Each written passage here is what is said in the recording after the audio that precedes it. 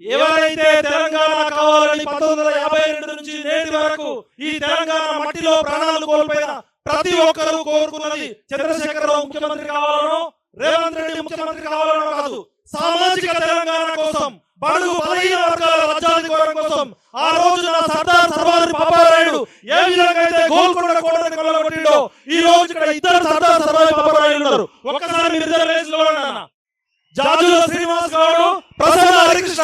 ఆ రోజు మొఘలు సామ్రాజ్యం వేల లక్షల సైన్యాన్ని 12,000 సైన్యంలో సర్దార్ సర్వాయి పాపారాయుడు గోల్కొండ కోటను ఏ విధంగా కొల్లగొట్టిండో ఈ రోజు ఇక్కడ ఉన్న బహుజన వీరులంతా సామాజిక తెలంగాణ కోసం, ప్రజాస్వామ్య తెలంగాణ కోసం, అందరి తెలంగాణ కోసం. ఇది కేవలం గ్రాడ్యుయేట్ ఎలక్షన్స్ మీటింగ్ కాదు.